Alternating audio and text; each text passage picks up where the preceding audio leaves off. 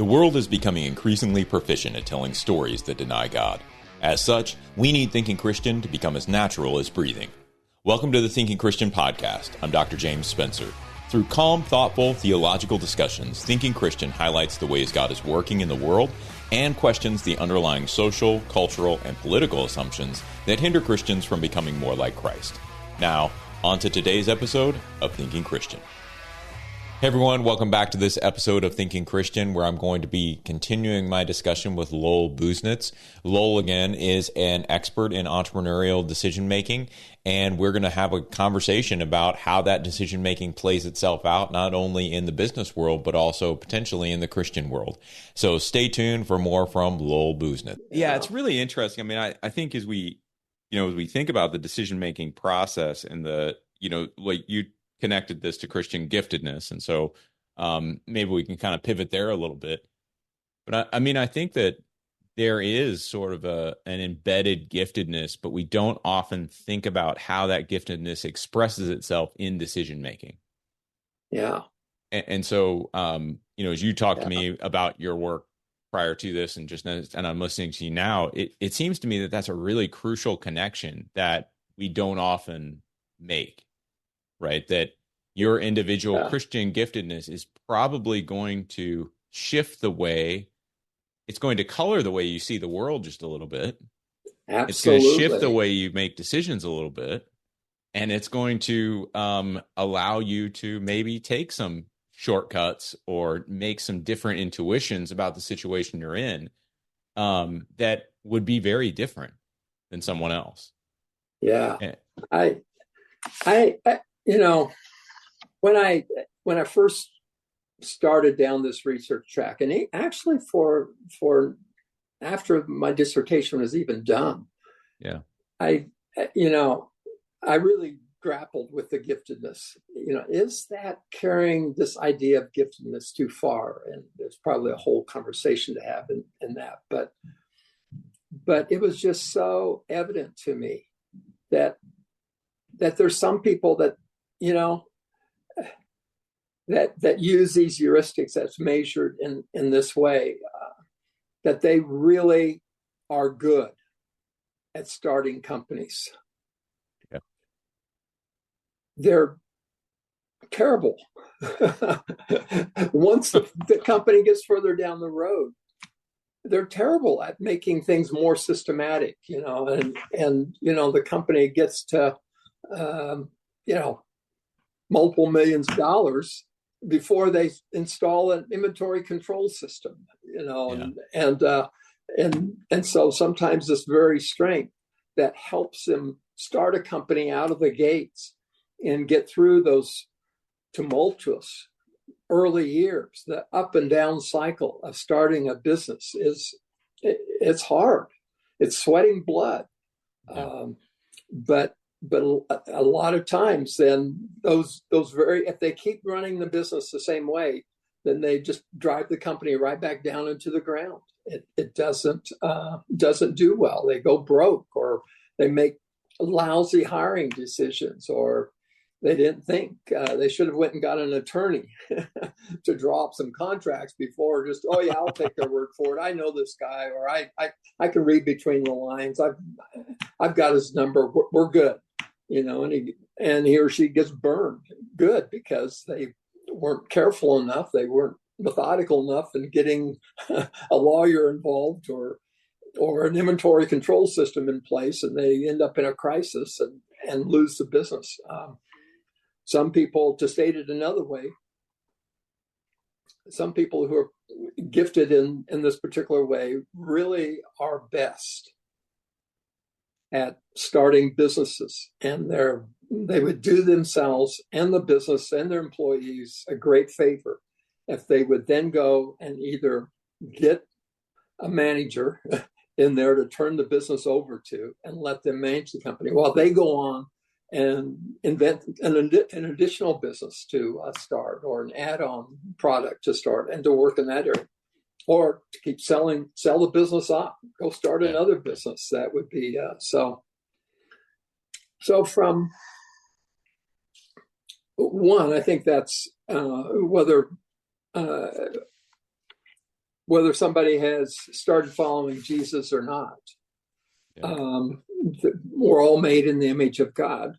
We're all cut out of a unique mold that the Creator has designed us to be.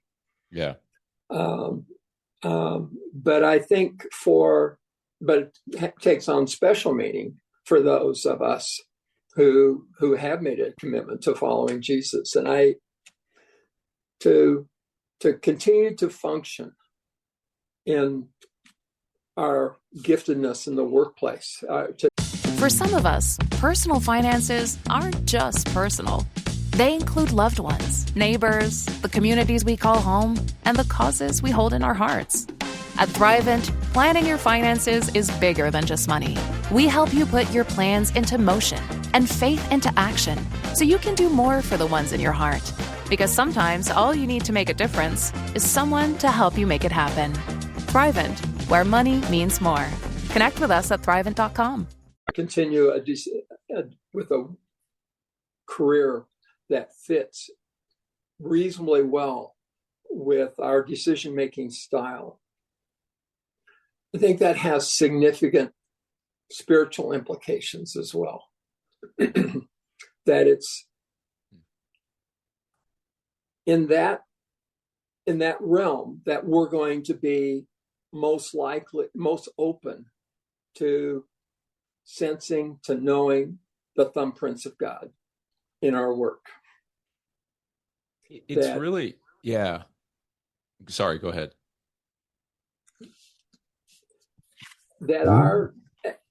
And that's part of my, I guess, paradigm, if you want to call it that, and what I go through in my book Soul Work, is that God's already at work. We often think that, well, I need to get up on these principles and I need to take God to work with me. Yeah. And yes, there's truth to that. Sure. But the reality is God is much bigger than that. God's already there. God is everywhere. And I think it's the more we can function in our work, that in a way that's consistent with our giftedness, mm-hmm. the more sensitive we're going to be to seeing and connecting with God there, and seeing His thumbprints in our work, and that put that together. I think, well, first of all, just in some of my own giftedness and this research project and getting on the research track and learning that.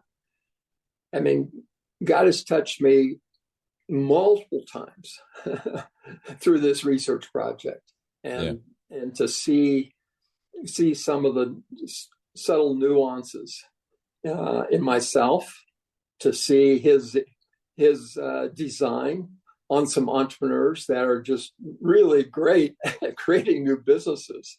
Yeah. And I just kind of sit back, wow, that's pretty neat, God, what you did there, and it's a track to worshiping Him and who He is. So I think that it has bringing our decision styles, crafting work, trying to get into a career track that uses decision styles, whether it's heuristics or whether it's a more rational econometric sort of model of, all right, what's the data tell us, and how do we analyze the data and get that? And if that's, if analyzing the data is a strong suit that someone has, then that's an automatic channel. That's an open door for God to touch you in that area.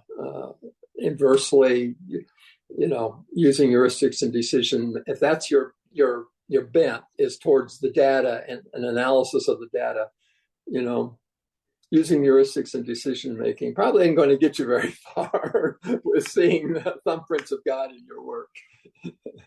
Do you think, Lowell? I mean, just my reading on some of the decision making literature, you have the heuristics are an important aspect of all of this. The data analysis is an important aspect as well. But then you have sort of the double-edged sword of there's good bias. In other words, Yeah. there's a way for us to make decisions that bias us toward being right. Right. Yeah. And Yeah. looking at the world in the right way and putting that frame around different things and saying, this is actually what it's going to be. This is the way it's going to look. And even though I can't see the full picture, the puzzle is enough together for me that I can guess what that picture is going to be, and I'm right. Yeah. And then there's also going to be those biases where we're too narrow, where we're, missing it. And so do you think that, I guess my question is kind of twofold, but number one is, do you think that's why entrepreneurs are bad at running the business, after it's up? And then, the second follow-up question would be, given that we can make those bad decisions, even in our giftedness, we can make bad decisions. Yes. How do you see that sort of playing into our giftedness, our Christian giftedness? Yeah. Yeah. That's a great question. I think that I think some of it comes down, we never give up learning. We've got to be learning. And maybe another word to put in that is humility. And quite frankly, that's a trait that a lot of entrepreneurs lack. It makes sense. I mean, you'd almost have to, because, if you're second guessing yourself while you're starting it, that's not going to go very far. You got to kind of plow it forward. And so there's a level of confidence that you have to have. And I'm not going to worry about that. That's, that problem we'll take care of next week or next month. We'll deal with that when the time comes. Right now, I'm focused on this. But there's plenty of entrepreneurs out there that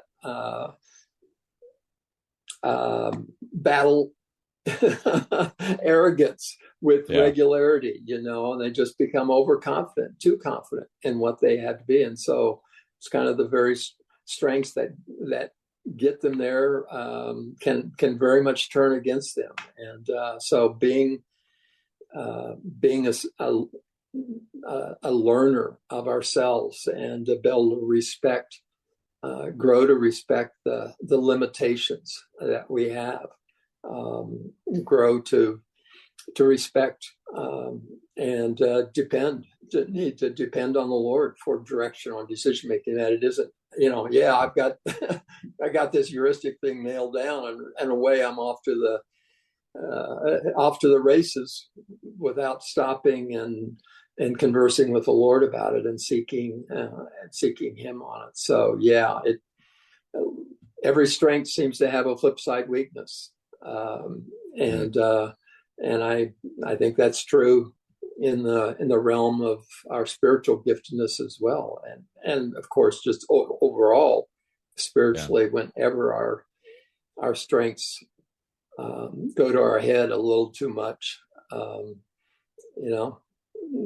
usually that's bad news. That the Lord has to pull us back a little.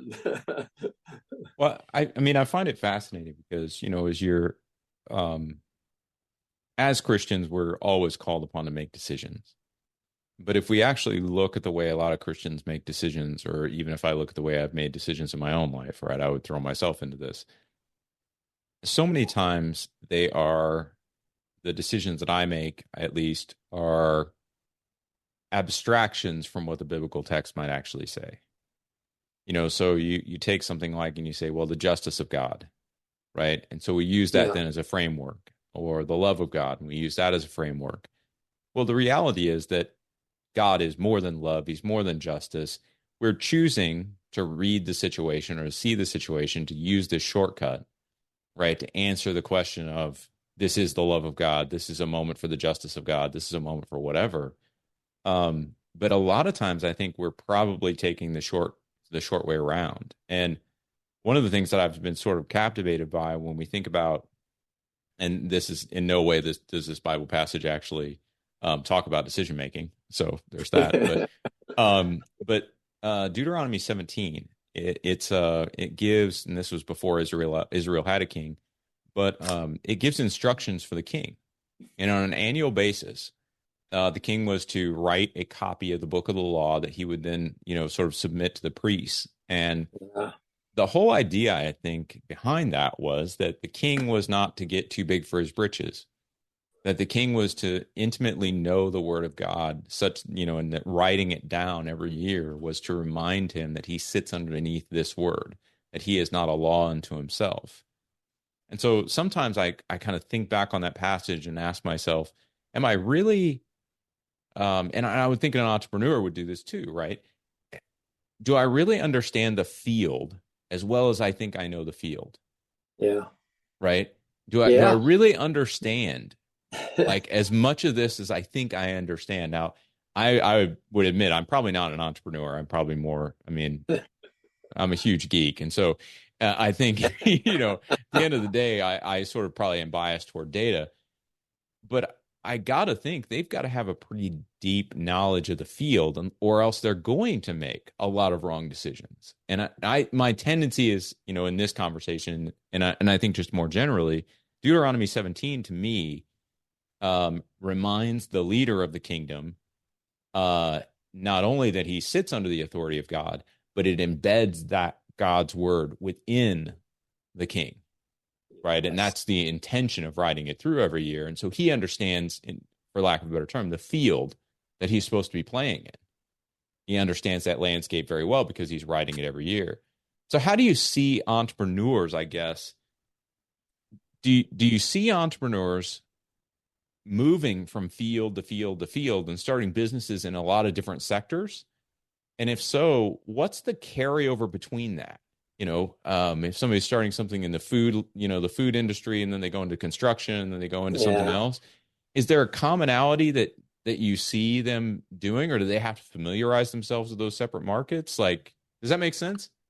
Yeah, I just think that it's very rare that somebody can do that. Occasionally someone can, maybe Elon Musk is probably the closest. The closest to that is anybody, from online platform X to his electric cars and space, and like, wow. But and he makes it work, obviously, and work very well. Or seems some to be things doing are okay. still out. Yeah, it seems to be doing okay. Some things are still out for judgment. And he's got some stumbles coming, I'm sure. But yeah, I think most of us just don't have enough bandwidth, maybe, to jump from industry to industry. Okay. And there's just so much to know. I'm a big proponent of competitive advantage, of learning to know what you do best, and how to build that into your organization to turn that into a competitive advantage, as an edge, because and I think that I also to connect that with the spiritual realm. I think the more we know about something, the more ideas we're going to have, the more we're going to see the gaps, the holes, the potential of yet another innovation. Yeah. But also the more we're going to have the opportunity to see the thumbprints of God with the very materials that we're working with. Yeah. And to develop that sense about what's going on and when we do this versus that. Invariably, when an entrepreneur invents something, for some of us, personal finances aren't just personal. They include loved ones, neighbors, the communities we call home, and the causes we hold in our hearts. At Thrivent, planning your finances is bigger than just money.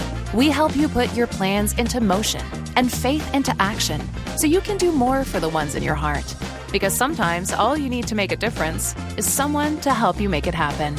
Thrivent, where money means more. Connect with us at Thrivent.com. it's not the last call. It's not the last item. Rather, it's usually the beginning of the parade if they want it. It's the beginning of the track that, wow, yeah, I invented this and maybe it wasn't very successful, but I would never have gotten to the second or third innovation if I hadn't done the first or the second innovation. Yeah, that opens up and I just think that our world is just way too nuanced, complicated, fascinating.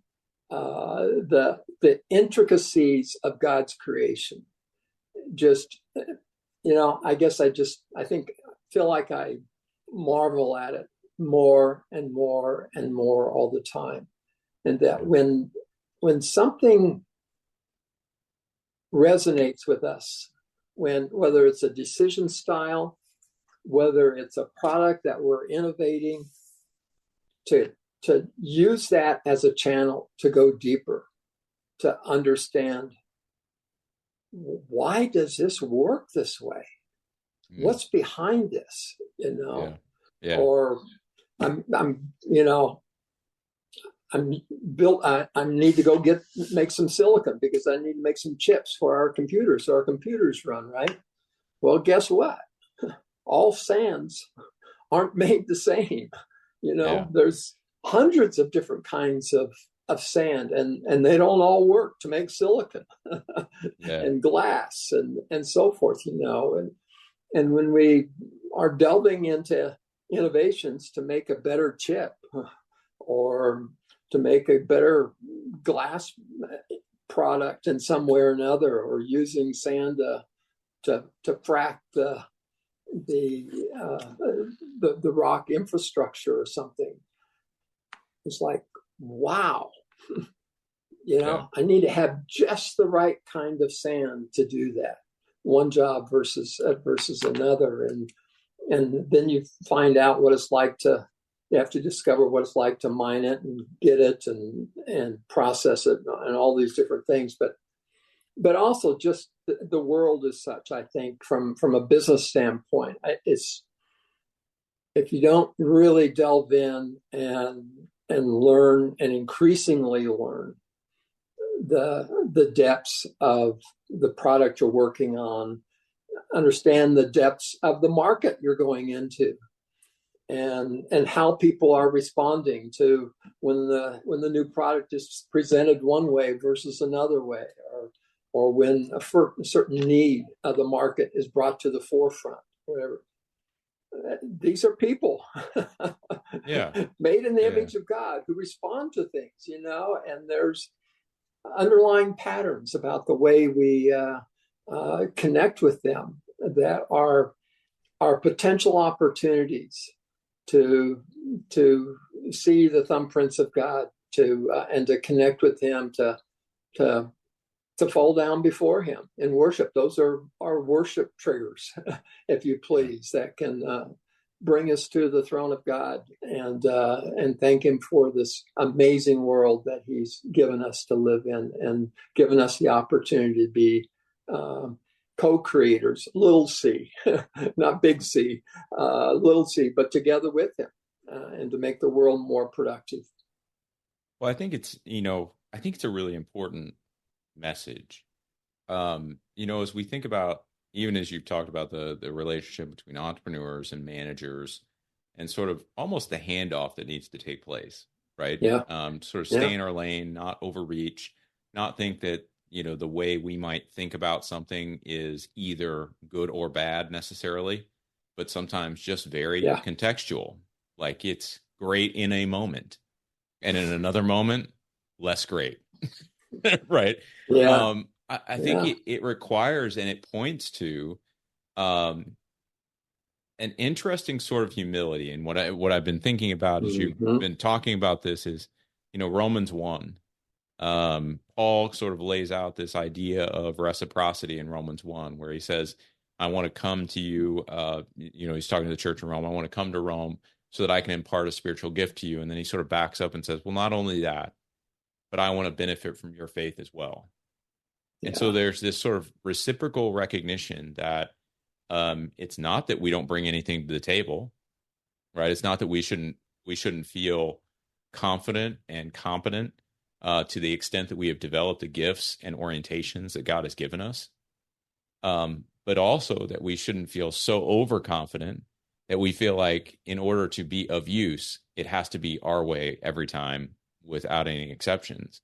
There's a lot of times where we just need to almost read the room a little better and say, this is probably not the time for me to chime in because my way of thinking about this is going to slow it down. It's going to muck it up. It's going to, whatever that might be. It's a little bit of a sort of a step backwards of the discernment process we normally think about. Yeah. Right. But I think it's so crucial for us to really get that I agree. Yeah. We have to be humble in that. We really do, and I mean, in our world practically from a business standpoint, you can't sit on the same innovation. You have one successful innovation and, you got it all figured out and away you go. The marketplace is always changing. You got to go from domestic to international because of the nature of the marketplace at this point. And boy, that opens up a whole new channel that you have to learn about. And I think rather than it being really room for arrogance, it's like the more we learn, the more we realize that, boy, I don't have it together. There is so much more to unwrap about this innovation that it just goes deeper and deeper. That is really important for us to understand and to grasp a hold of. Otherwise we keep trying to live off of the same innovation. And I think, which doesn't work practically, right. But I think it closes our eyes to God being in our midst. And rather, the deeper we go with understanding some tiny little portion of this universe, but the deeper we go, the more it gives us eyes to see other things, and more it opens our eyes to see that, man, I'm a duck out of water. I was good here, but I've got a ton to learn. If we're going to expand into this market, if we're going to do a bolt-on addition to our product that's going to make it more effective for a different application, wow, I've got a whole bunch to learn. And and I think both from the discovery standpoint, as well as the problems we get into and the additional discoveries, all that are fodder for bringing us to the foot of the cross. They all bring us there and realize what a great creator we have, how big he is, and how dependent I am. And it's almost like the more we learn about this world, and all the natural resources and people and so forth, the more we realize our little dot in the black box of the world becomes smaller and smaller and smaller. Yeah. Well, I think that's probably a good place to end it on the majesty and and an amazing character of the God we serve. And so, Lowell, just really appreciate your research and your heart. And I appreciate you being on the show, talking a little bit about decision making. I think it's just a compelling topic that we don't talk about quite enough. And it has so many implications. I mean, I think we could go on decision making for a whole hour, but we won't today, at least. Okay. But fascinating topic, and really appreciate you being on. And so, folks, I hope those of you who are listening enjoyed the conversation. We have posted the the contact pieces for Lowell in the show notes. So I'd encourage you to go get his book, Soul Work. It's out there on Amazon and probably some other places, right? But Amazon has everything. So we've linked there. And yeah, Lowell, just really appreciate you. And thanks for being on the show today. So we'll call it an episode for today, and we'll catch everybody next time. So thank you. Thank you. Great to be together. Just want to take a second to thank the team at Life Audio for their partnership with us on the Thinking Christian podcast. If you go to lifeaudio.com, you'll find dozens of other faith-centered podcasts in their network. They've got shows about prayer, Bible study, parenting, and more.